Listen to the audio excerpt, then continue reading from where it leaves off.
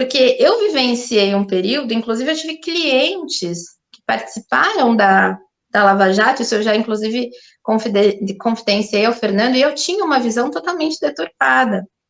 Então, existia um momento que a gente olhava para aquela situação e a gente achava que aquilo era o correto. E a gente defendeu aquilo por um determinado momento.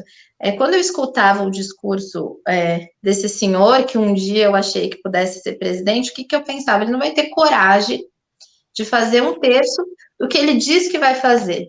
Provavelmente ele vai colocar algumas pessoas nos ministérios, vai governar o país através dessas pessoas, através desses ministros, e talvez a coisa ande porque a gente precisa de mudança.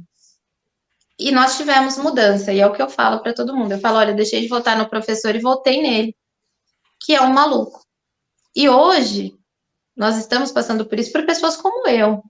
Então, não é só, o bolsonarista não é só aquela pessoa que não tem conhecimento técnico, não tem argumento, às vezes tem, mas é que a gente se engana.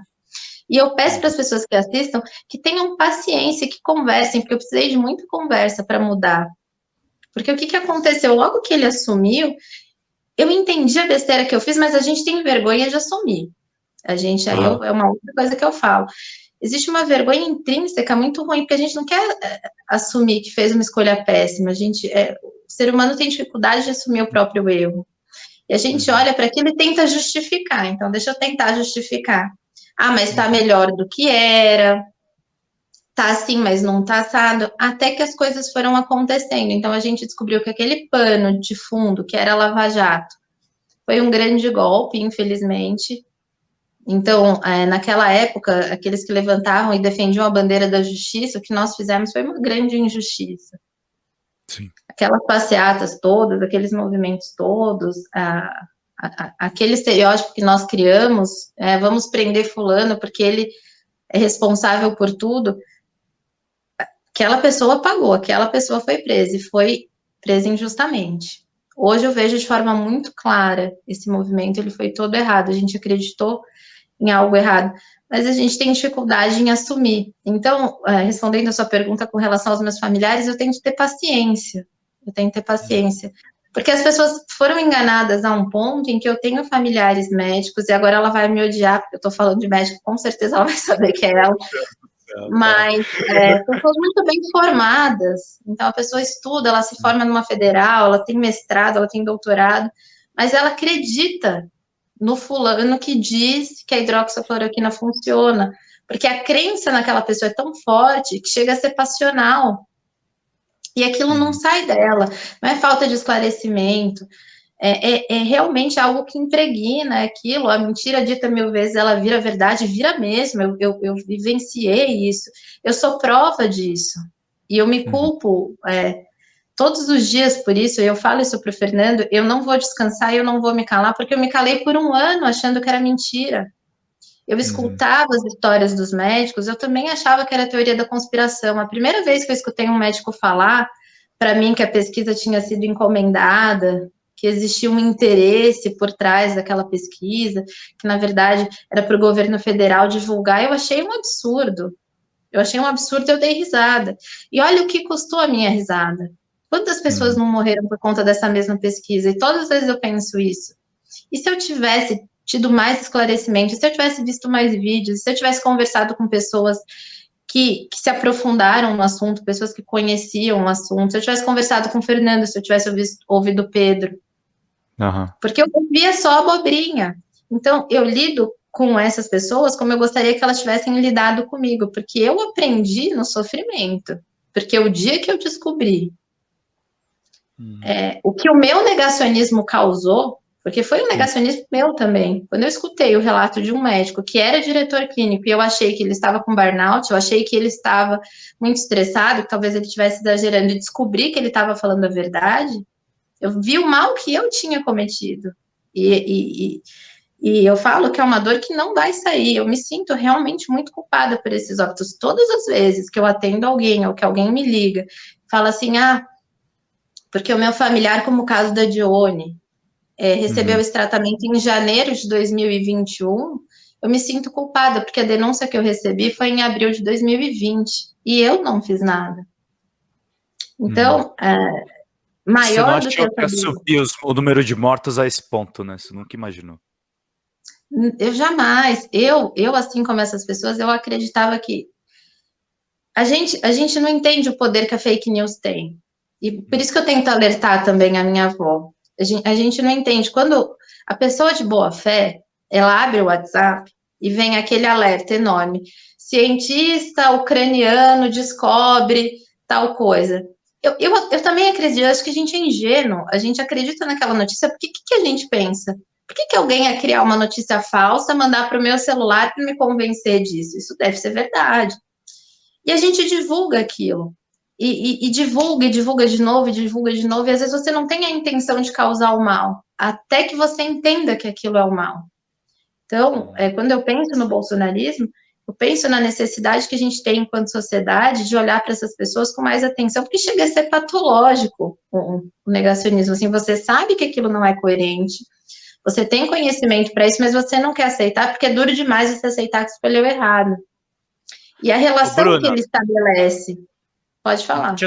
Só fazer uma aspa. Sua fala tá muito boa, não queria te interromper, mas vou tentar te dar o outro lado também. Eu não era uma pessoa. Eu era uma pessoa de esquerda, mas eu era crítico com algumas vertentes da esquerda. E eu passei a ser mais de esquerda quando eu entrei aqui no DCM por conta de erros da mídia. A mídia também levou vocês a apoiar o golpe, a Lava Jato, o Bolsonaro. E eu tô vendo um comentário aqui que tá muito legal, não tô querendo brigar com a pessoa que tá no comentário, mas ela tá falando assim, pô, mas eu não estudei tanto e eu já sabia lá atrás que isso era golpe. Gente, eu acho, e aí eu tô fazendo um pouco de autocrítica à esquerda, não é uma questão de formação. Você pode ter se formado em medicina na USP, você pode ter os melhores professores. Eu acho que o que nós erramos no caso de Lula e Dilma e com o antipetismo é uma falta de senso de realidade. Nós vivemos no Brasil, gente. As pessoas, antes deles, morriam de fome, estão voltando a morrer de fome porque entrou o Bolsonaro no poder. Eu acho que quando você fala sobre o diálogo e paciência com as pessoas que ainda estão no bolsonarismo, a gente tem que ter mesmo, porque eu acho que para a gente sair desse atoleiro, é só com muita conversa, com muita humildade de parte a parte, respeitando inclusive as diferenças que a gente tem entre nós. Não é questão de formação. Você pode ser o Einstein, você pode ter um QI de 170. Deve ter muita gente inteligente que apertou 17 na urna e às vezes está com vergonha e não quer falar agora o que fez em 2018. E tem muita gente, às vezes, que anulou voto também. Tem os cúmplices também. Porque, assim, quem anulou também, de uma certa forma, deu uma mãozinha ali para o Bolsonaro ganhar. Mas não é apontar culpados. Eu acho que a gente precisa construir essa saída, que envolve, na minha opinião, eu vou dar minha opinião aqui, pessoal, envolve eleger o Lula. Mas a gente tem que pensar no dia seguinte, gente. Como é que a gente vai fazer um governo viável depois de toda a destruição que o Bolsonaro fez? A gente precisa entender, por exemplo, Bruna, você falou uma coisa muito interessante, e era uma consciência mesmo que a mídia propagou. Ela elegeu vilões. A corrupção não tem vilão, gente. A corrupção é uma coisa sistêmica, é um problema do sistema. Você resolve controlando o sistema. Não adianta, por exemplo, tirar o Bolsonaro de lá, tirar esse extremismo dele de lá e achar que isso vai resolver as coisas. A extrema-direita tá aí. Ela é um movimento, inclusive, organizado, que tiveram 600 mil pessoas assistindo uma live ontem. E aí o pessoal fica, não, vocês estão dando propaganda para ele. Gente, a gente está estudando, a gente precisa construir junto uma saída dessa solução. Não vai adiantar eu virar, Bruna, com ar superior e falar, você estava errado e eu estava certo, ou vice-versa. Senão não tem diálogo. Não tem diálogo. E eu posso... E outra coisa, Bruna, se a gente começar a dizer que quem votou no Bolsonaro que está errado, a gente vai perder a eleição de novo. Exato, começa aí. Então, assim, não foi uma diferença pouca, não, gente. Foi uma diferença muito grande. Foi 57 milhões e 41 milhões de votos. Tem 10 milhões, tem 20 milhões aí que faz diferença. Pois não, e eu posso falar... reconhecer isso, que a Bruna reconhece, a dignifica ainda mais. Ela podia dizer, não, votei no Lula. Tem um monte de gente que votou no Amoedo, não sei nem como é que ele não ganhou a eleição, né? Mas, enfim, Ela dignifica ainda mais a ela. E na época, é engraçado porque isso também é interessante. Meu marido, ele escutou eu falar que eu ia votar no Bolsonaro. Eu nunca fui ativista política, então nunca ninguém soube em quem eu ia votar. Mas aí numa conversa familiar, um tio perguntou, eu falei, acho que eu vou votar nele também. Só falei isso. Meu marido olhou para mim indignado. Ele olhou para mim e falou assim, mas como assim? Você vai votar no... A gente nunca tinha discutido isso enquanto casal. Ele falou, você vai votar nesse cara? Eu falei, vou, porque eu acho que o Brasil tem que mudar. Ele falou, mas você, as causas que você acredita, a pessoa que você é, eu não acredito que você vai votar nele. Eu falei, mas por que não? Ele falou, não, porque ele é homofóbico. E aí, ele que é uma pessoa que tem mais conhecimento político que eu, me deu vários motivos para não votar. Para não votar. Eu não acreditei no meu próprio marido. Que o meu tio falou com tanta convicção, e eu tinha tanta convicção da notícia que eu tinha lido, e eu tinha tanta convicção no que eu tinha visto, que quando meu marido falou, e é meu marido, eu olhei para ele e falei, não, mas isso é coisa da mídia, isso é invenção. Ele falou, não. Opa, acho que a Bruna travou. Travou para você, Fernanda?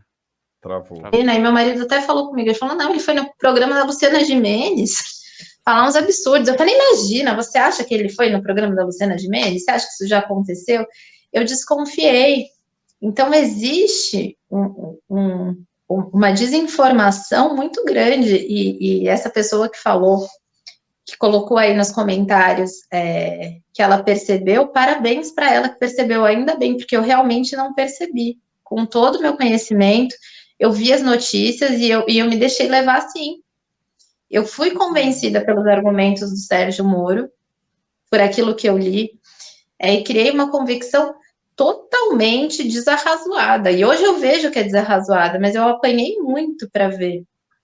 Então, se eu pudesse dar uma dica para vocês falarem com vocês que estão assistindo, né? Se quer discutir com um bolsonarista, olha, tenha paciência. Porque é um fato que ele provavelmente vai ser estudado. Eu acredito que daqui a muitos anos a gente vai estudar, porque foi um fenômeno que ele conseguiu fazer com relação à convicção, a criar mentiras, realmente, quando você vai estudar a fundo, e aí eu tive que estudar por conta desse caso, a política nazista, você percebe todo aquele movimento real de criar histórias, criar narrativas que te conduzam a uma conclusão que é perversa, mas você não percebe que é perverso. Quando você está ali dentro, parece que existe uma mentira que ronda a situação, mas algo muito difícil de se romper. E a partir do momento que você rompe, você também acha um absurdo, porque hoje, quando as pessoas falam comigo, eu acho um absurdo eu ter votado nele, eu também acho. Assim, quando eu escuto os argumentos que eu já usei em outras pessoas, esse discurso de era melhor mudar, essa política, vamos virar a nova Venezuela, isso não tem pé e nem cabeça. Eu não sei por que a gente acredita nisso. Eu realmente concordo com vocês, mas temos que ter paciência. Temos que ter paciência, temos que tentar mostrar, porque não é fácil. O que foi construído em cima de fake news é muito poderoso. Convenceu doutores, convenceu mestres. Não tentem me convencer que 50 milhões de pessoas desinformadas votaram nele. Eu acredito que sejam 50 milhões de pessoas enganadas, isso eu acredito. Que acreditaram num discurso de ódio, acreditaram em questões absurdas. Então, hoje, quando eu escuto as propostas que foram feitas, eu também não entendo porque eu votei nele, mas eu era aquela pessoa que não assistia a propaganda eleitoral, eu não assistia. E é errado não assistir, mas eu não assistia. Eu tenho TV a cabo e eu mudava, começava a propaganda eleitoral e eu mudava, eu escutava assim por cima. E o que eu escutava assim por cima? Esse presidente vai fazer a justiça, essa pessoa vai colocar a casa em ordem, com essa pessoa não vai ter corrupção. E é o que eu mais vi. Depois, quando eu fui estudar a fundo as políticas públicas, o que eu mais vi, nepotismo, falou-se tanto do mensalão, acho que o que ele fez com relação às indicações para os gabinetes foi muito pior. Quando a gente falava, e o triplex do Guarujá, ninguém vai falar sobre o triplex do Guarujá, e a casa que o filho dele mora, em Brasília? Saiu da onde? Ele justifica que foi com honorários, um advogado que não tem nenhuma causa comprou aquela casa a título de honorários ou vendendo chocolate. São coisas muito mais graves, mas que também não são noticiadas.